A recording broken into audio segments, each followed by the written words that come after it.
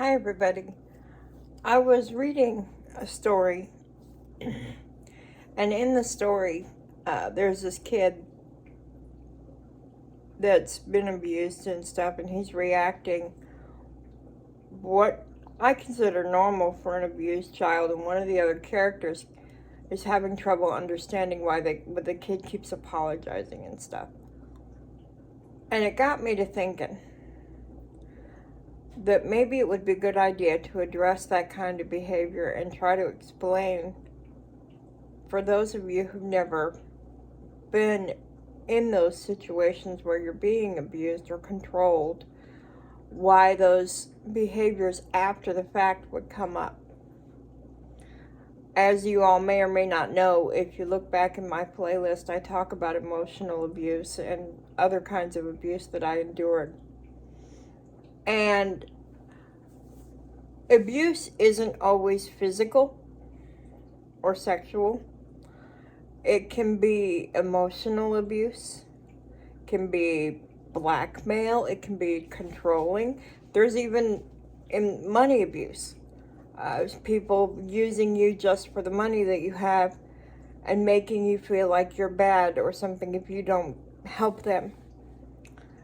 So there's even financial abuse. And depending on how old you are when the abuse starts, I don't know if the age comes into play, but I know it does for me. I was bullied really bad, and different kinds of abuse started at different ages.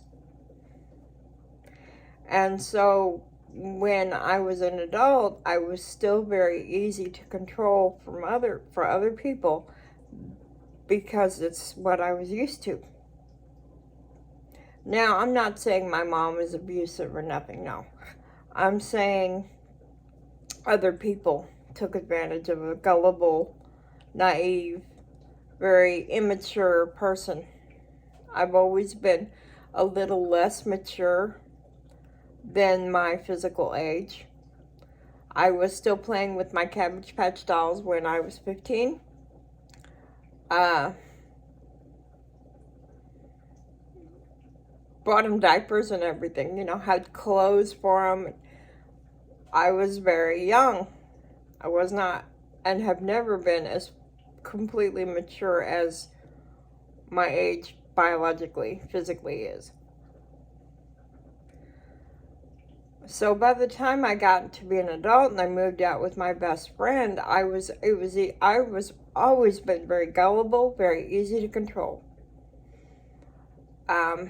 Cerebral palsy, which is the disorder that I have, can have autistic-like symptoms. And some people with cerebral palsy also have autism. And I'm one of them. And I'm easily gullible. I'm easily misled. I know that now.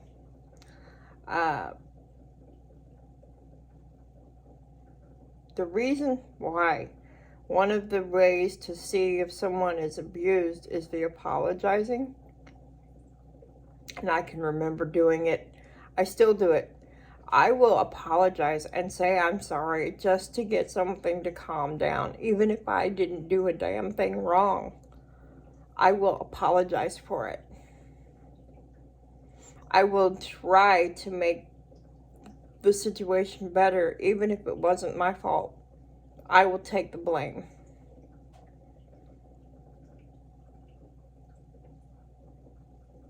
I was taught, emotionally abused and blackmailed and taught by my supposed best friend, who I don't know if she knew she was doing it or not. I think she did. I don't mean to speak ill of the dead, but she had her problems too. And I got very easily controlled, like I said. So when she started doing it, I didn't even notice it because I was used to it.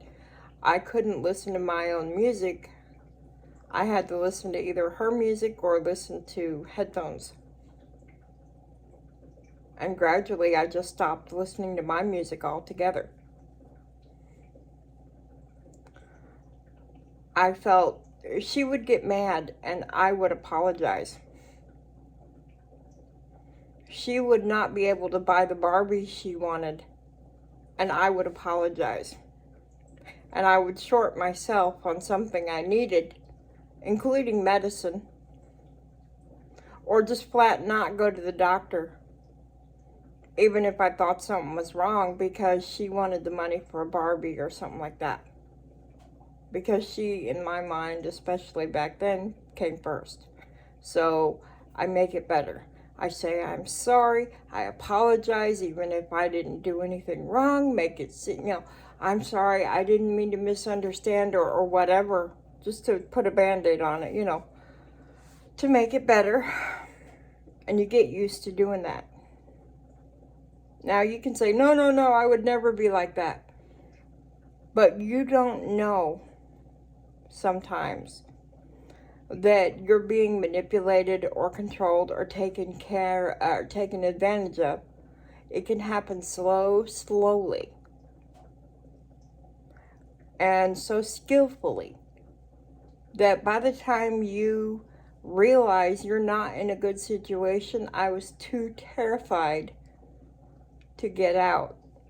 I knew I couldn't live by myself.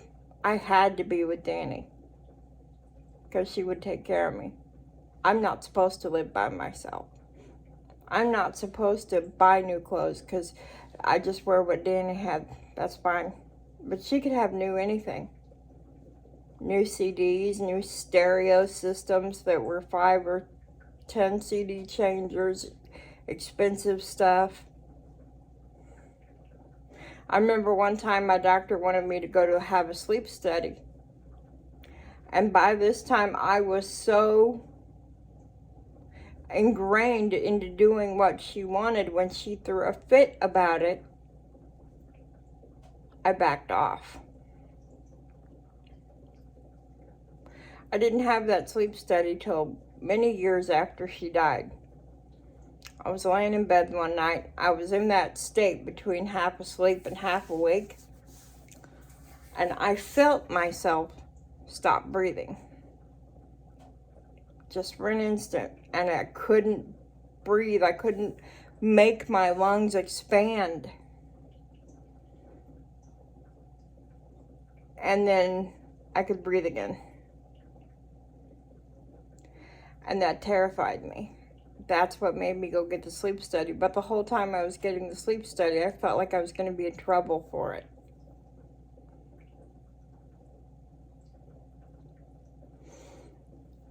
Even down to a pair of socks that had like a jack-o'-lantern or something on them. Well, if I wanted them, she got them first. And I was so trained that it was okay with me. And I never thought at the time, I would get upset, but I would never voice it. Oh no, you don't show that. You show everything's perfect with the world. And if you ask me, that's another sign of abuse. If they try to put on this face that everything is perfect, they're trying too hard. And beneath the surface, there's no solid ground to stand on. But they can't show anybody that they're in trouble because they might be terrified to do so. Maybe it's physical abuse or some other kind of abuse. Or even if it's not, they're not touching you. They just control you with their words and their actions. I would say something to make Danny feel better or something. And then later, I would correct myself if I was talking to somebody else. And Danny would hear about it. And she would start in with, I guess you're not my best friend. I guess our friendship is based on nothing but lies. And, yet we were on HUD. She was my in-home caregiver, and she was allowed to bring in a guy to come live with us, who she later married, and I had to report it to HUD and tell HUD that I didn't want to use HUD anymore because I could afford not to when I couldn't afford not to. but I didn't want to get in trouble for her moving him in. And I was terrified. I just knew I couldn't live by myself. I wasn't supposed to. Of course I wasn't supposed to. She had no job. The money coming in was mine. But I was so controlled. And I didn't even... I did realize it somewhat, but I was so scared to get out, to ask for help, to admit that she didn't treat me right. That I tried to tell one of her oldest brother one time. I told him she was verbally abusive, but I told him, I said, if you ever tell anyone, I'll flat deny it and say you're lying. That was the closest I ever came to asking for help. Because I knew I wasn't supposed to. And when you're easily manipulated and easily controlled to begin with, I didn't see how deep I was in and what was going on until even years after her death.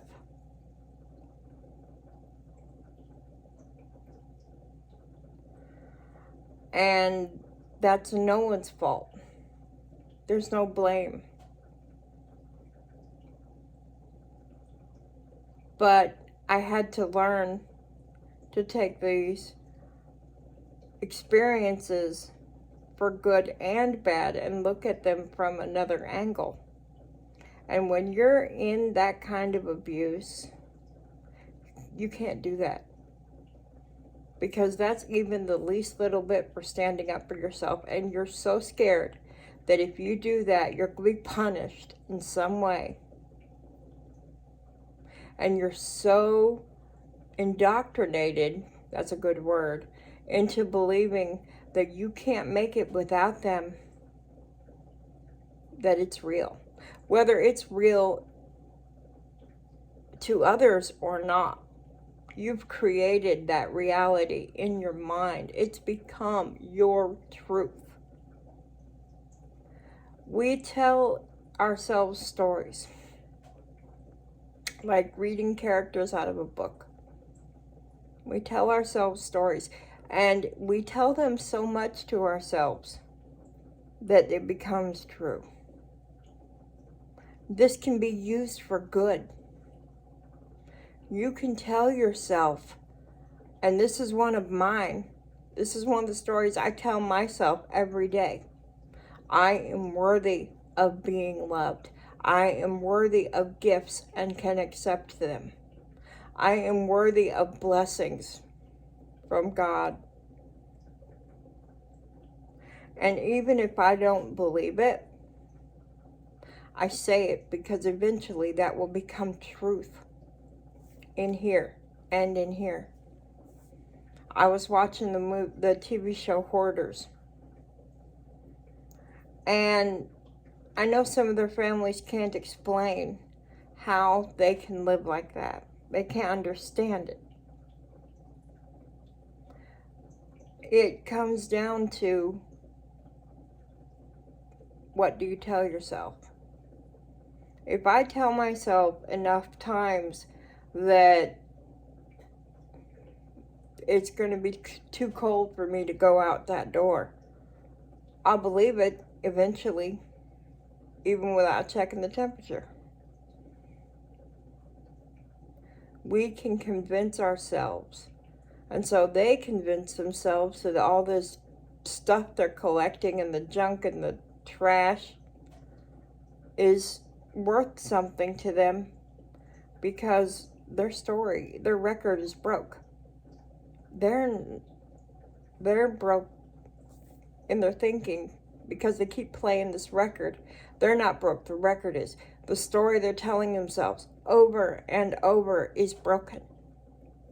I used to tell myself, I'm broken. I was born broken. I literally said that to myself every day. Every day. Many times a day. I would even tell others that. I used to also tell others, I can never get married because no one's going to want someone like me with cerebral palsy. I made it true in my own mind. Because I didn't want to admit the truth. That I was terrified to have any form of a romantic relationship because of things I couldn't remember in my past. But I've gotten better. I've changed the story. The record is no longer cracked. What I tell myself now is positive. You know, when Danny died, I was left adrift. We had lived together 18 years. I was so used to someone else telling me what clothes to put in my closet, what to make for dinner, to go do the dishes, to give them the money, that I could not function mentally on my own at that time. I went right after she died to stay with a family friend. And I would ask her, can I have a glass of water? Can I have a soda? Can I have a cup of coffee? Can I have that candy bar that she had bought for me? Can I have it? Can I eat some of it now? These seem like trivial things. But to me, I needed that direction. Because I didn't know how to think for myself anymore. I had been so controlled by others that I couldn't think for myself. I couldn't decide for myself. And when Danny died, I had no one else to tell me what to do. For the first time in my life, I was truly and completely alone. That's not what scared me. The fact there was no physical body in the house didn't bother me. What bothered me is there was no one else to tell me what to do. There was no one else for me to spend all day cleaning and scrubbing the house and saying to myself, I had fun doing it. That's what I like to do for fun. So that she would smile or at least be happy when she got home from bowling or going fishing or a date. But I was never allowed to date.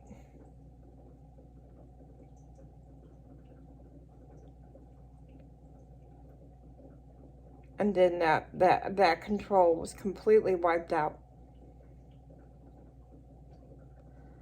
And I so badly needed someone to tell me what to do. I had no idea how to do things on my own. I couldn't even figure out how much food to put on my own plate. I was not sure how much I was allowed to eat. But that doesn't start overnight.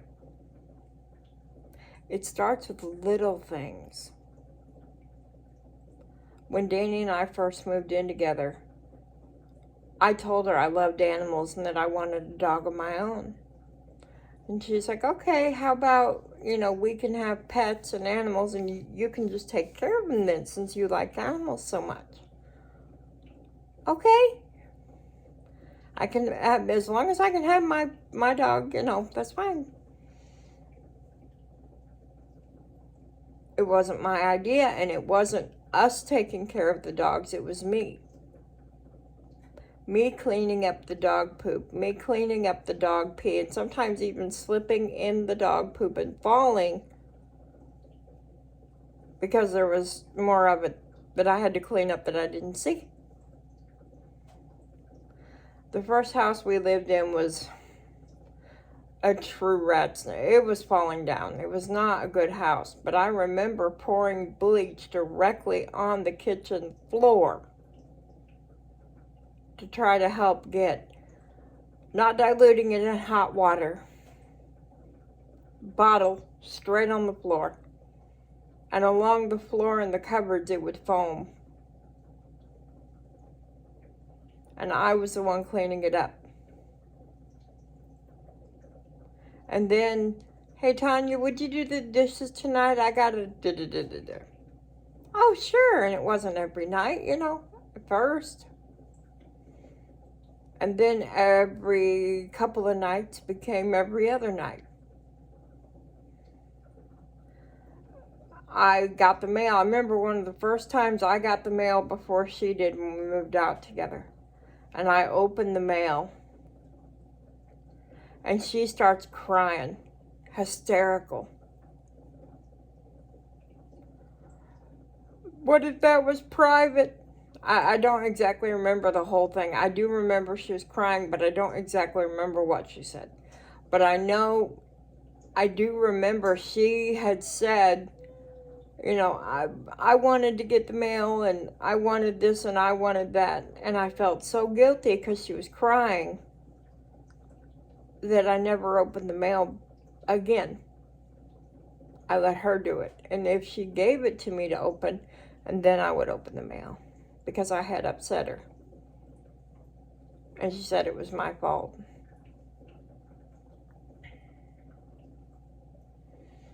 Yet when we were in public, she would get me things. I would get a soda. I would get more even treatment. Sometimes I would get, something that would make me really happy.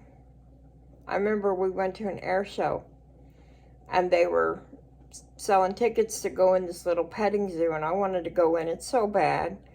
And she got us tickets to go in the petting zoo. And I felt I was walking tall. I was so happy because I got to go pet the animals, and even the camel spit at me and I didn't care. I love animals, and I got to see a porcupine up close. I'd never seen one before. And she'd bring things like that up later. I do so much for you. You remember that time I got us tickets to that petting zoo? So I did that. And so I didn't get anything to drink because I wanted to pay for those tickets for you. So I didn't get a soda.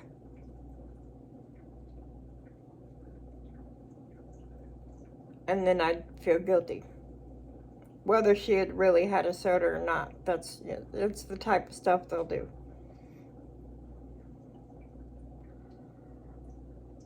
Or we get into a fight.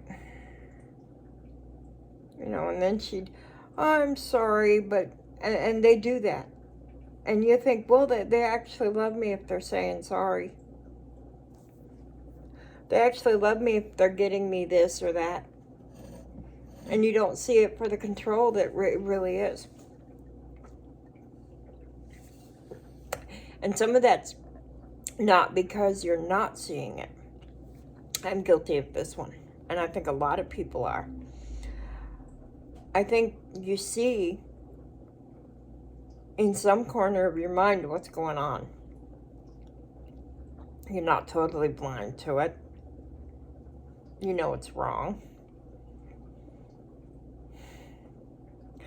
But you fool yourself because you want to have an equal friendship, or if it's your spouse, an equal partnership. You just want someone to love you, to care about you. You want to be part of some family.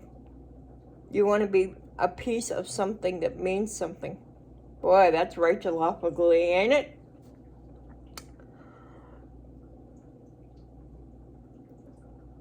So you take all this doubt that you've got and you shove it in a box. And you shove that box in a corner in your mind. Because you want so bad to have a family or friends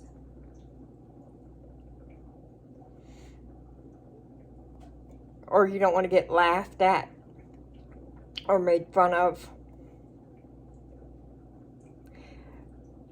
These concepts may not be easy for you to understand. but I wanted to explain them a little bit. It's not something that's easy to understand, especially if you come from a background that is a loving, supportive family where you can talk things out and they get explained to the child and help them understand and see things on a more even keel. And if you came from that kind of family, I tip my hat. I gotta say, my mom, she tried to be that way. And that's where our own truths come in. Because if you ask my mom, she didn't make difference between us kids. Now, I don't know about my sister, but I saw the differences myself.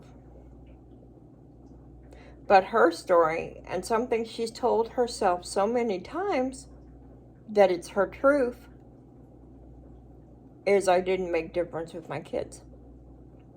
And to a large extent, she didn't. But you can't not. There is a divide somewhere because the child's a different age than the other child, and therefore, or even if they are same age, some children do not mentally mature as quickly as other children.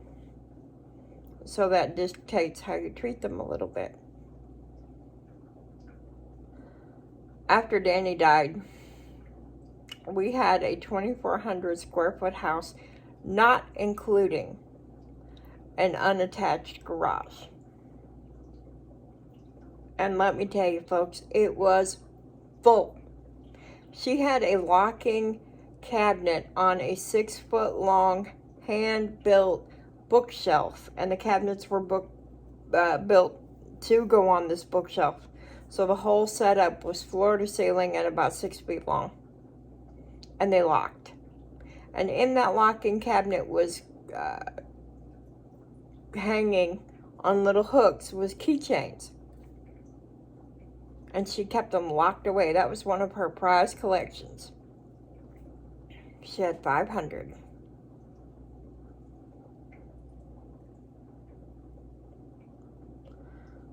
Not even sure why I said that just now. But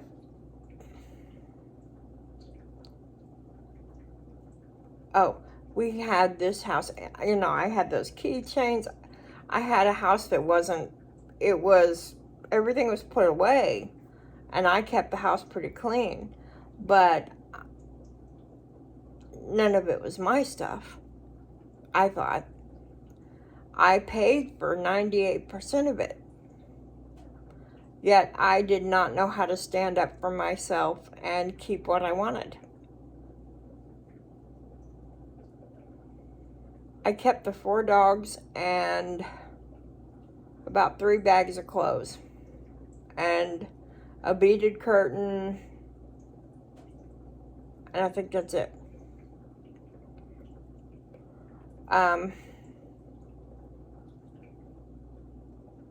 And I thought I didn't deserve anything else. So when Danny's mom started throwing a fit that everything in that house was Danny's and that she should have it all, I'd let him have it.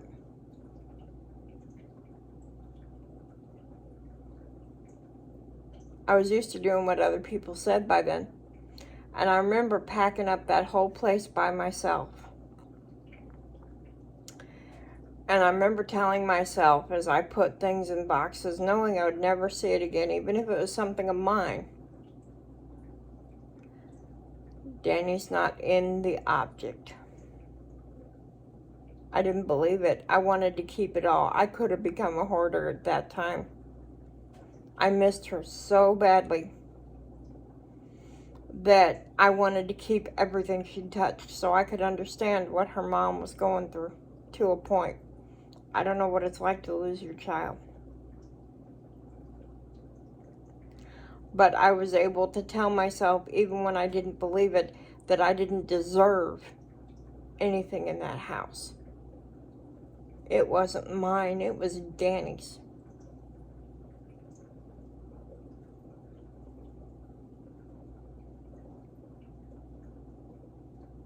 because that's what I told myself so much that it became true.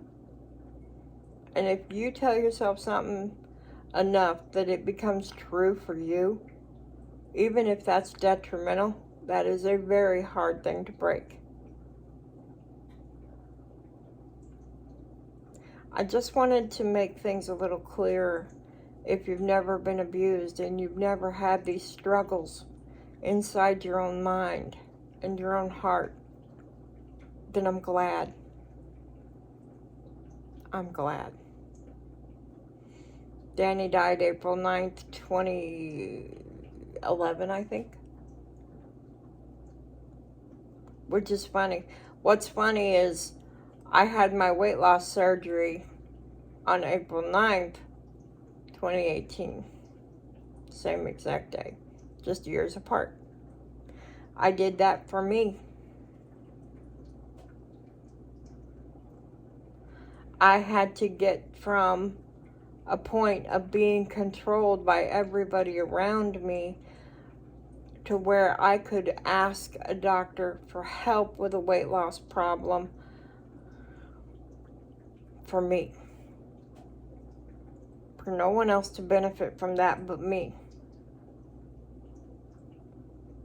That was a very hard climb. Because I didn't think I deserved something. Even when I went through the surgery myself, and I didn't just request the surgery and then get it. No. There is a long process you have to go through. And I would continually tell myself, even though I didn't believe it, I deserve to do something for me. I have a muscle disorder called cerebral palsy, and at the time I was over 300 and something pounds. I knew I could not pick myself up. And I knew my stomach was constantly hurting. There was something wrong. And I knew that my mother wasn't always going to be there to pick me up. That I had to do something for myself or I was going to be totally helpless. And I didn't want to be in a nursing home. Maybe that's not where it was headed. But I found it easier, because I've always been afraid of nursing homes, to, in my own head, go, worst case scenario, no one can help you if your mom dies, and you have to get put in a nursing home because no one can care for you and you can't care for yourself. Or you fall down in the yard and there's no one around to help you and you lay there for hours. That's a real worry. For me, it is. So I needed to be small enough I could at least drag myself somewhere for help. That, and I never leave my trusty cell phone. But I never had a cell phone. Danny did. She always got a new one. Every year, I think it was. I was never allowed a cell phone. I wasn't even allowed a radio in my bedroom. Crap, I didn't have a bedroom for I don't know how many years. I'd sleep on the couch or on the floor in the living room.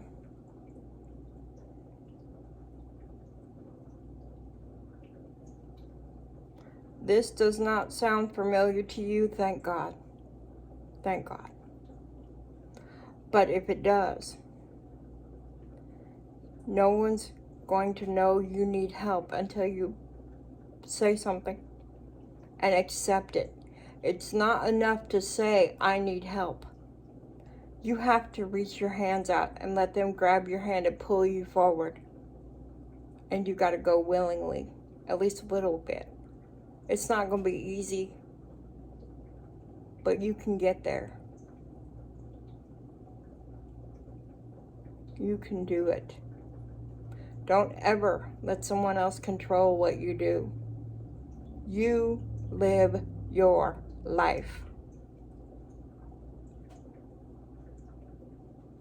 Someone I know from high school got on Facebook and got on to me for not being at church. I literally live right across the street from the church. She didn't say, is there a reason you're not coming to church? Or are you okay? I haven't seen you in church.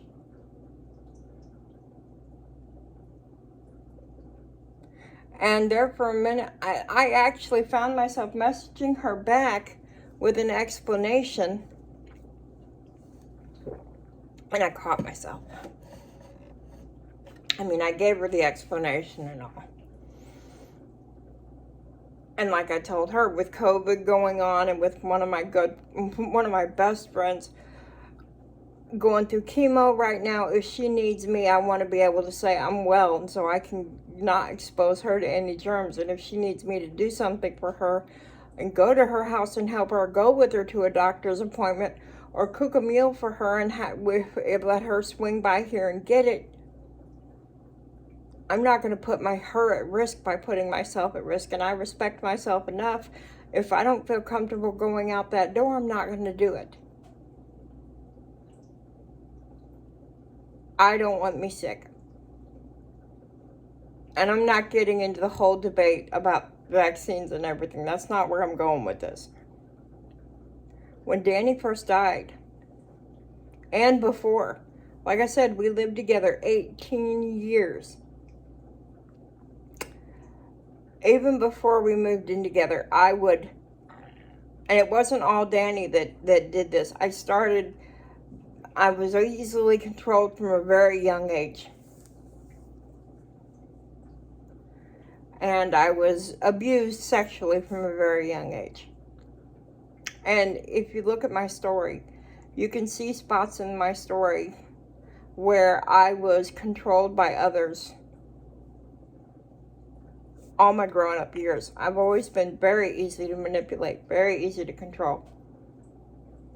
I see it now, but I didn't see it then. Why did I feel like I needed to explain to her why I wasn't going to church when it's none of her fuzzy business? I've still got work to do. But now I can see the forest for the trees. And I can see that I'm worth it. When before, if someone didn't tell me what to do, then I wasn't worth anything because they didn't want to spend the time on me. I've been suicidal at least 3 times in my life. And God saw fit to put people in my path to make sure I didn't hurt myself when I couldn't stop myself. I won't do that again. You know, I've been in counseling for a very long time. Or at least it seems that way. I finally got strong enough now in my mental health that I'm well enough that I don't need counseling. This past week, we finally did the final paperwork to graduate me from counseling. That's a big step. And if you've never had to have counseling, you don't see how big that is. But just think, in 2011, I couldn't even open a soda of my own and take one drink without asking someone's permission first, and then asking if I can have the whole soda or just a couple of drinks. And then they take the rest. Now, I'm in my own apartment. I got my service dog, which was 3 years of work. I got my weight loss surgery, which was a long year or 2 year worth journey to get it. I have actual friends now and not people who just want to tell me what to do, use me for my money, or, whatever. If you can't stand up for yourself, you lean on others until you're able to stand by yourself, because there will come a day when you won't need their support anymore. But you have to change your story and your story in your mind and in your heart. Even if you don't believe it, you say a positive thing to yourself every day and put that thing on repeat in your head. I am worthy of love. I am smart. I am strong. I am honest. I am loved. And love is not using me. Love is standing beside me. You're not going to believe it at first. And for those of you who are trying to understand where someone you love is coming from that's been manipulated and they're trying hard to stand on their own, they're going to need a lot of support because they don't believe in themselves anymore. And that's the biggest thing. They either don't believe in themselves anymore or they never knew how to believe in themselves from the beginning. So they need you to believe in them until they can do it themselves. And then you're going to be so proud when they can stand on their own mentally and go, I'm a great person. I'm supposed to be here, wherever here is for you. I'm worthy of blessings. I'm worthy of love. And soon, they won't just be repeating things they don't believe anymore. But I'll tell you, to family and to friends who see this, whose family or friends or whatever is going through that kind of pain, there's going to be a lot of anger. And it's going to be directed in your direction, but it's not at you. But you're going to get the brunt edge of it. Because when you start to realize, my God, I was abused. When that light finally comes on in your head, you're going to get, excuse my language, you're going to get pissed off.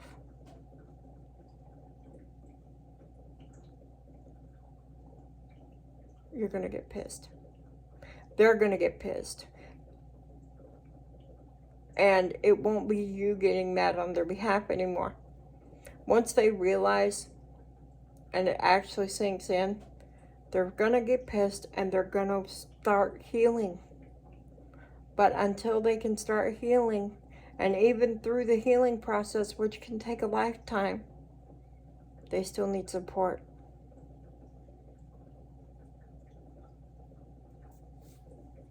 Because it's mental illness, just like hoarding or schizophrenia or any other illness. You know, you tell a kid from the time they're born something. You're smart. You're such a smart kid, or you're such a dumb kid. Take a pair of twins, pair of kids. Twins don't even have to be twins. And they've done these studies, where one group of kids is told how smart they are, and one group of kids is put down. I think it was if I remember the study right, they did this with two groups of kids. One kid was told that they could speak well and they were smart. The other group was told they had a stutter and they couldn't speak well and they were dumb. I don't remember the whole thing about the whole study or the name of the study. So if you remember and I'm wrong, feel free to correct me in the comments. But the kids that didn't have a stutter when you started, that were told that over and over again, by the time the study was over, they had self-confidence issues. They stuttered. They didn't believe in themselves. Their test scores plummeted. And sometimes we grow up physically, and even though we're adults mentally, sometimes we still hide in the familiar, even if it's uncomfortable. Because sometimes the familiar is the hardest place to be. But you're so scared of the new and what's around that corner, and that you don't have what you think of as a support system anymore. You're too afraid to step out the door. So let them yell at you, friends and family. Don't take it personally. When they push you away, you come back. And come back. And tell them the positive over and over. Write it down. Stick it in their lunch bucket. Send them a little card or a text message that says all it will say is I love you or you are beautiful or something positive, and make a habit of it. It will help more than you realize. Because for a while, you're going to have to believe in them when they can't. And then they'll fly. Because there is no illness that can't be cured in some way. And I hate to say it, but some ways the cure is not physical. Sometimes we have to leave this earth. And if you believe like I do and you're a born-again Christian, then you're visiting here anyway. But I won't preach at you. But we're here to learn. No matter if you believe in God or the cosmos or believe that Winnie the Pooh is green, whatever. We're all here to learn. And sometimes we have to learn by watching those we love go through painful times. Even if it's just for you to be able to tell yourself, please I don't want to go through that. Don't let that be me. You say, well, that's selfish. So what? There are times when you've got to be selfish. And there are times when you just got to stand by someone quietly and let them make the decision whether you believe in it or not. And let them know that you're there for them as a person and who they are, even if you don't agree with their decisions. You're still going to love them. That was hard for me to learn. I was used to a love that was conditional. Unconditional love, that's my soul tribe. That's people that may not even be blood, but they are people that you know they're family. That's what I call my soul tribe. That's your true family. So if you have someone who's going through any of this, I hope I tried to make a little bit of their thought processes clear and let you know that it's not going to be easy for you to watch, because you're not going to agree with their decisions, especially in the beginning when they can't stand up for themselves because they're so beat down by others. I think it was hardest on those that loved me at some points because they didn't agree with my life choices. They still loved me and had to support me from a huge distance. Not just geographic distance, but even if you're in the same room, sometimes you can be alone in a crowd, and that void between people is huge.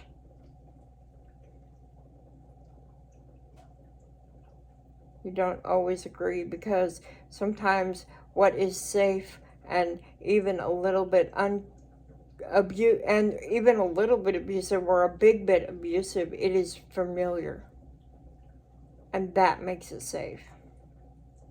Even when you're not safe. Because the unknown is so scary when you're used to letting others make the decision or having them force their decisions upon you. You get to believing in your own head that you can't stand up anymore. If you ever could. Not everybody's going to be able to climb their way out. Even with counseling.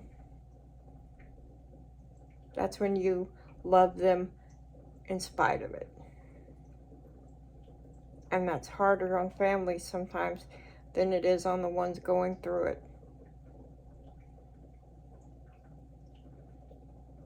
But try to understand it's not that they don't love you. They've got a problem. And sometimes they don't even see it. Because it's routine. And routine can become very comfortable and familiar. I don't know if this will help anybody. But if we understand each other a little bit better, maybe it'll make living in this world together a little easier. So I want to say to you, even though I don't know you, if you ever need to talk, leave me a comment. Or, failing that, or even with that, I want you to know there's someone out there who doesn't know you, who doesn't know your story, doesn't even know what you look like, but you've got someone out there who loves you. You matter to me. I care about each and every one of you. So if no one has said that to you today, I'm saying it. I want you here. You are worthy of being on this earth. You are loved. You are smart. You are beautiful. Have a good night, everybody.